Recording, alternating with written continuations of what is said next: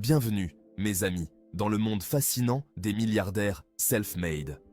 Ces hommes et ces femmes qui, à la force du poignet et avec une faim insatiable, ont bâti des empires. Oubliez les héritages et les coups de chance. On parle ici de sueur, de larmes et de décisions radicales.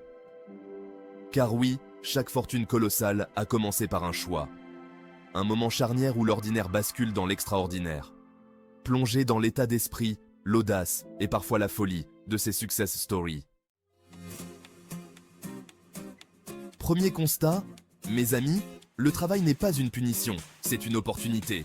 Prenez Jeff Bezos, avant Amazon, il emballait des hamburgers chez McDonald's. Mark Cuban, le magnate du sport, il vendait des cartes de baseball étant jeune. Ce qui compte, c'est d'apprendre, d'observer, de se forger un mental d'acier. Ces futurs titans ne voyaient pas un job sans avenir, mais une école de la débrouillardise. Avant Amazon, je travaillais chez McDonald's. Chaque jour était une leçon, une opportunité d'apprendre et de grandir. Deuxième leçon, mes petits entrepreneurs, osez voir grand, gigantesque. Richard Branson ne voulait pas juste créer une compagnie aérienne, il voulait envoyer des gens dans l'espace. Walt Disney voyait au-delà des dessins, il imaginait des mondes entiers. Le secret, ne vous fixez aucune limite. Laissez tomber le raisonnable, le réalisable. Laissez l'ambition vous dévorer, devenez obsédé par vos rêves. J'ai toujours voulu aller au-delà des frontières terrestres, envoyer des gens dans l'espace. Le passé n'est pas un boulet, c'est un tremplin. Tyler Perry, avant d'être le roi du cinéma noir américain, a connu la rue et la pauvreté. Steve Jobs, viré de sa propre entreprise. Mark Zuckerberg, attaqué en justice pour Facebook. Des épreuves, oui, mais des leçons avant tout. Ils ont appris la résilience, la force de se relever, la rage de vaincre. Leurs échecs? Du carburant pour aller plus loin, plus haut, plus fort. Chapitre 4. L'escalier du succès. Un objectif après l'autre. Rome ne s'est pas faite en un jour, et votre empire non plus. Oprah, Jack Ma, Rihanna, ils ont tous commencé petits, avec des objectifs précis. Chaque victoire est une marche de plus vers le sommet.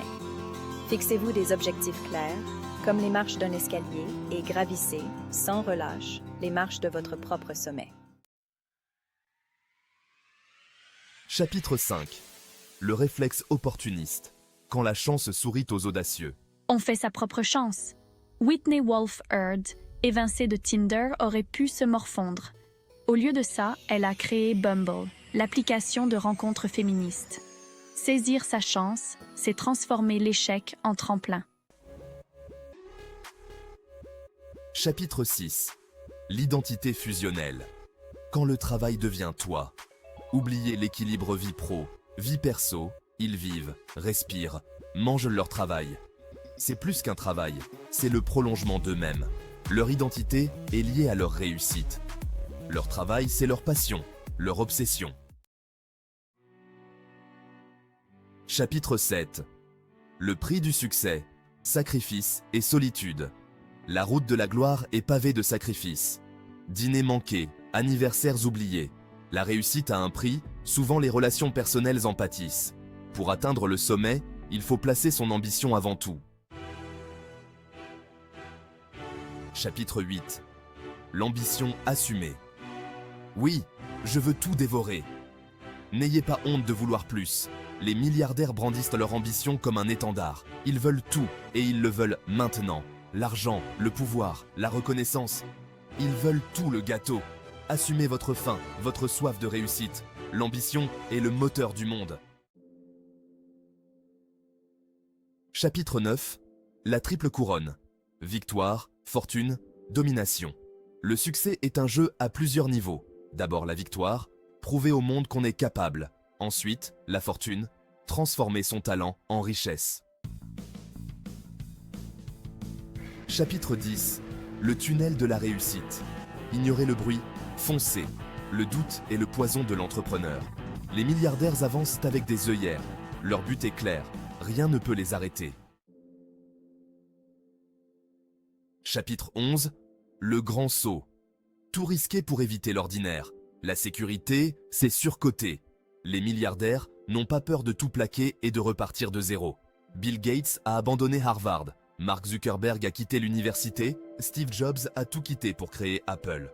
Pour eux, mieux vaut essayer et échouer que regretter de ne jamais avoir osé. Chapitre 12. Oser penser différemment. Les milliardaires sont des visionnaires, des génies un peu fous. Leurs idées, délirantes, irréalistes, impossibles selon les experts.